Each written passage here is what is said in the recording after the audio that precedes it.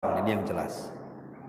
Sekali lagi saya anjurkan, kalau Anda beli kain kafan, biasanya kalau kita beli di toko-toko kain kafan biasanya tipis, kemudian lebarnya sangat pendek, dan itu akan menyulitkan apabila jenazah itu gemuk besar gitu ya. Kalau jenazah anak-anak mungkin, tapi umumnya saya beli kain kafan itu memang seperti itu. Kalau dikatakan kain kafan, itu kita yang dapat. Makanya saya kalau datang ke toko kain, saya tidak beli kain kafan, beli kain putih, gitu ya.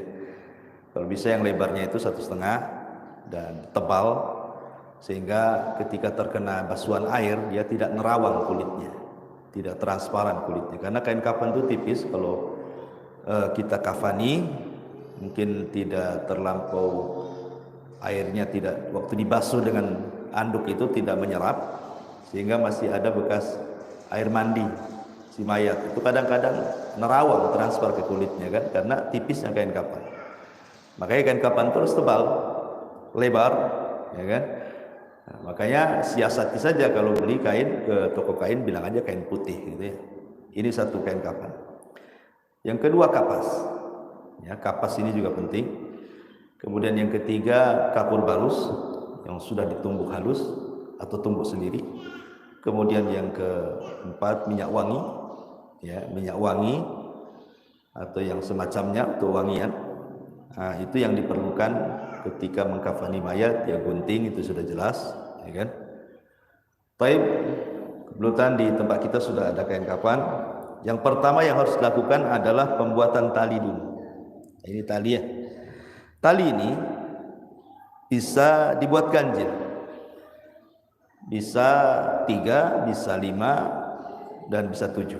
Ya tergantung, kalau mayatnya panjang, besar, berarti talinya perlu banyak supaya tidak tersingkap kan itu ya.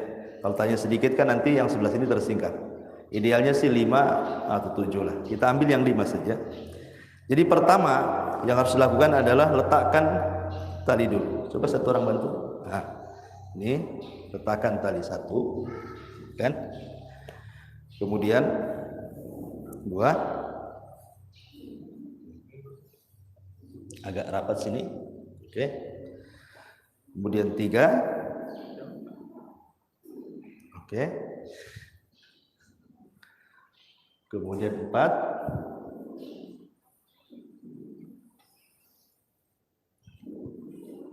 5, ya. Tampil yang 5. Oke. Sudah. Maka setelah ini, sekali lagi ini kenapa tali dulu? Supaya memudahkan mengikat. Inilah kain kafan yang selalu saya beli di pasar. Coba bantu bentangkan. Untuk sebelah sini. Nah, lihat kain kafannya kain enak, tebal, kemudian lebar. Nah, letakkan seperti ini. Nah, ini helaian yang pertama. Helaian yang pertama. Jadi kita pertama ini sediakan kapur barus. Ya, kapur barus yang sudah ditumbuk dengan tumbukan yang halus. Kemudian minyak wangi ya. Kasih minyak wangi, kita tabur kapur barusnya. Kemudian kita letakkan minyak wanginya. Minyak wanginya letakkan. Dan tidak mengapa diletakkan ke jasad si mayat. Kalau banyak minyak wanginya, kasih aja banyak-banyak ya mayat tuh. Kalau nggak ada ya cukup keningnya saja, lehernya, ya kan, ketiaknya. Ya, kalau nggak banyak minyaknya, ya. Tapi kalau banyak, bisa kita kasih si mayat ya, nggak banyak-banyak, biar wangi dia kan. Nah, itu rambutnya.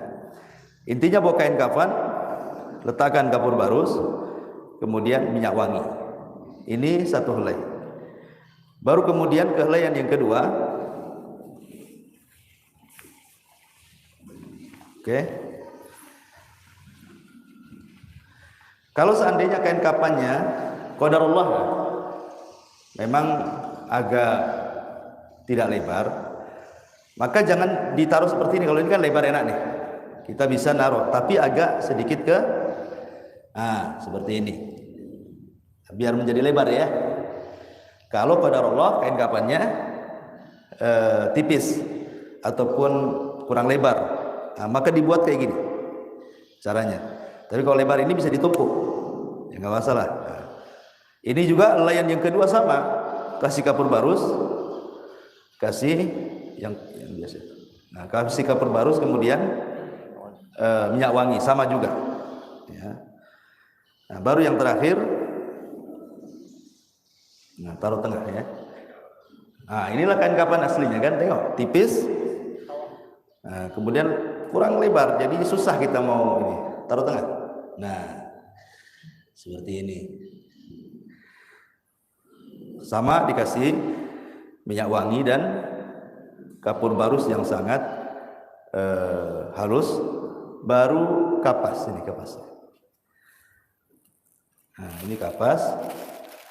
Kapas ini gunanya untuk diletakkan di bawah dubur, dibuat macam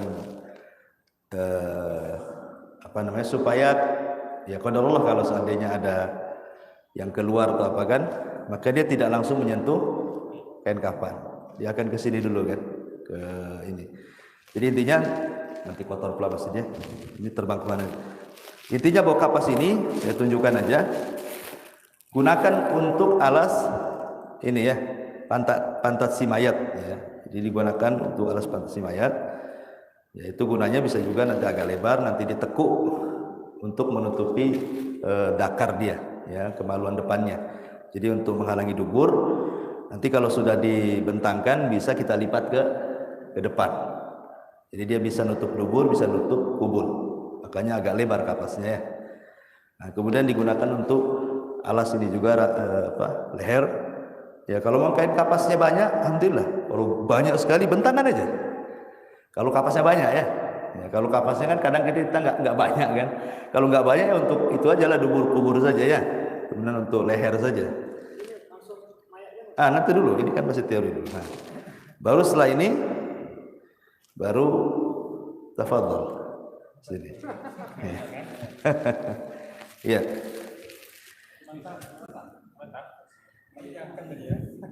Silakan. Agak sini, agak mundur. Nah, sebaiknya tuh, silakan. Nah, nggak pakai bantal ya, nanti sulit bantalnya kena pula. Jadi posisi masih mayat ini di tengah. Ingat bahwa ini tangan supaya nanti tidak bergerak saat dikafani, sebaiknya diikat. Jadi diikat. Ini ya. Ini. Nah, ini sebaiknya diikat supaya tidak bergerak. Ya, takutnya kalau bergerak ketika itu kain kafannya tebelah nanti. Ini diikat sini ya, jempol ini diikat. Ya, boleh juga dikasih kayak kapas di sini, baru diikat. Jadi enggak bersentuhan ini dengan ini, kasih kapas ini, diikat seperti ini. Ya, tadi kan kapasnya kan sudah banyak, bisa nanti kapas yang sisa itu dilipat ke sini. Nah, baik, mana tadi sarung? Ini kan kondisi mayat dari tempat pemandian. Kan dalam kondisi ditutup auratnya seperti ini kan. Ini dalam proses kita angkat dari pemandian ke tempat kafan. Masih dalam posisi seperti ini. Ya. Maka kapas-kapas kalau memang tersisa banyak, bisa kita letakkan di ketiak sini. Sepeda ini, nah, kan gitu ya. Ini sama juga, kasih ketiak sini. Kasih kapas di sini, dan begini ini ditali. Nah, ini tali di sebelah sini, sebagaimana tadi kaki juga ditali kan. Jadi supaya gunanya apa? Supaya tidak bergerak nantinya. Takutnya kegoncang-goncang ini nobrok gini kan, nanti kan kapannya pula lepas. Nah, makanya kenapa harus ditali di sini? Supaya mayatnya nggak bergerak, gitu ya. Jempol ya, jempol ya. Iya jempol, bisa juga di sini, terserah. Bisa di sini, bisa di jempol, terserah lah. Yang penting intinya dia nggak bergerak gitu ya. Karena khawatir kalau tergoncang-goncang nanti gini dia. Nah, nanti dia terbelah. Kalau umpamanya pas tali kapannya tidak kuat, ini terbelah kan. Makanya fungsinya itu diikat. Itu juga kaki. Nah, supaya biasanya kan ada mayat itu yang nganga kan. Nah, maka diikat saja sini. Kasih kain kapas dulu sini ya. Kemudian diikat di sini. Supaya jangan menganga dia. Takutnya ada hewan-hewan masuk kan? Nah, seperti ini. Nah, jadi kemudian kasih kapas bulat-bulat, masukkan di setiap lubang. Sekali lagi fungsinya supaya jangan ada hewan masuk.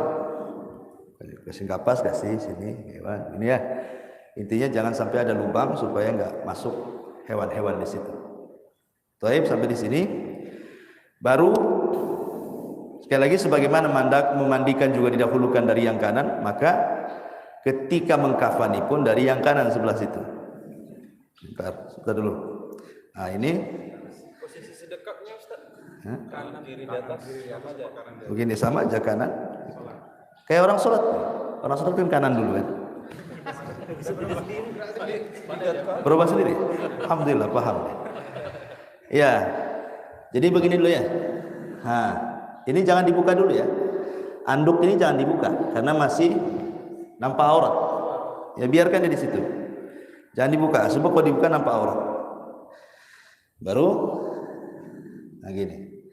Nah, kalau sudah tidak nampak aurat baru kita cabut. Nah, ya. Kalau ini kurang lebar. Pokoknya intinya kalau memang habis nampak aurat baru belahan yang kedua. Nah, ini satu, kemudian kanan. Nah, ini baru. Nah, biar rapi di ini masukkan. Nah, yang kencang. Nah, masukkan sini. Nah.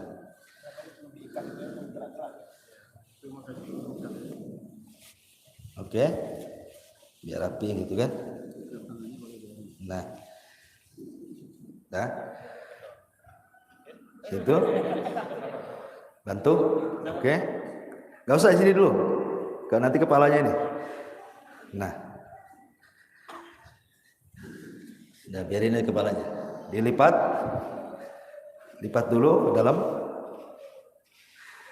Sebaiknya antum kalau motong kapan lebihkan 1 meter dari kepala atau minimalnya 50 cm.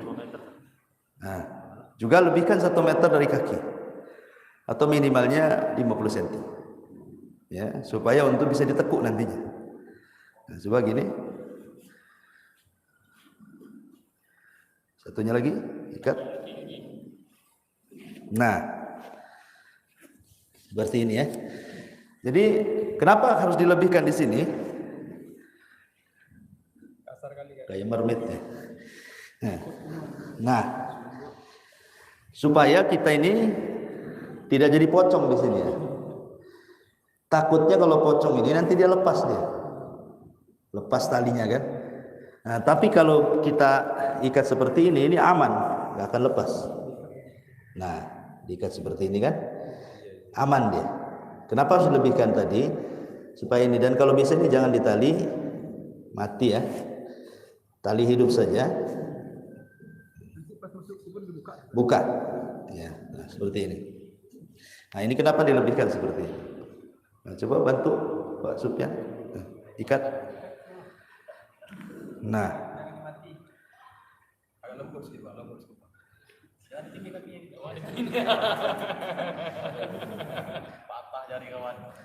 nah, jangan ditali mati. Yang penting talinya tidak lepas. Nah, bisa di samping. Biasanya paling mudah itu sebaiknya jangan ditali. Ini kan praktik aja. Kalau bisa jangan ditali di sini. Nah, nanti susah ngelepasnya ya. Ya, kalau bisa ini kan saya contohkan saja. Kalau bisa ketika mayat itu kan berbaring ke lambung sebelah kanan kan. Nah, mana kanan? Ini. Begitu. Nah, berarti katanya sebelah kiri. Iya. Oke. Nah, jadi ketika dia dilepas di kuburan kan enak gitu ya. Kalau di ini kan agak sulit terlentang. Kalau di sebelah kiri kan enak nanti lepasnya. Nah, gitu ya. Contoh saja. Iya, dilepas. Tapi nggak perlu diambil, cuman dilepas gitu saja. Belum sampai ke kuburan. Iya. Nah, ini juga sama. Kalau memang belum dikuburkan, ini tunggu. Ini untuk leher. Ya. Biasa kan ada keluarga yang tak mau dulu ditutup mukanya kan. Nah, ya cukup untuk seperti ini aja. Seperti ini. Kasih bantal, kasih kain jarik. Mungkin di antara keluarganya ada yang mau nengok gitu kan, kita juga nggak enak kan. Nah, nanti kalau pas mau dikubur, nah baru kita benerin. Ya. Nah seperti ini juga sama. Ini kalau panjang ini kainnya kan enak kan, kalau 1 meter ini bisa taruh di sini. Jadi bisa dengan terikat dengan leher kan. Cuman kalau kurang seperti ini ya sudah terpaksa kita pocong aja sini. Ya, kalau memang terikat seperti ini kan repot nih. Paksalah kita pocong di sini ya. Nah, gini. Tapi kalau kita lebihkan pemanya 1 meter, bisa kita letakkan ini. Nah, jadi nanti ikatannya nyambung dengan ikatan leher. Oke. Paham ya di sini? Dah, selesai. Kasihan. Nanti kebablasan.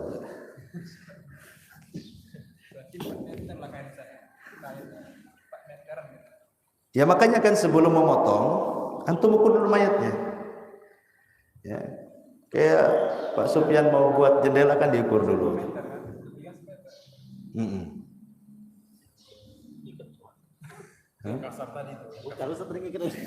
Di sini.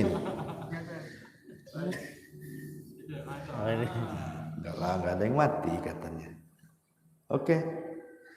Apa biarkan dia begini? Nah. Oke.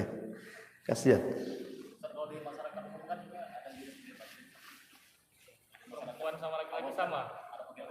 Iya, saya jelasin ya. Jadi ini kain kafan khusus untuk laki-laki 3 helai. Laki-laki lebih mudah dibandingkan perempuan. Tapi kalau untuk perempuan ada khilaf ulama. Khusus untuk perempuan itu 5 helai. Sudah selesai. Ya. Jadi khusus untuk perempuan ada riwayat 5 helai. Yang 2 itu untuk jilbab dia dan untuk celana dia. Yang 3 untuk bungkus dia. Ya. Tetapi ada yang mengatakan riwayat tentang 5 helai ini lemah. Salah satunya yang mengatakan seperti Syekh Utsaimin.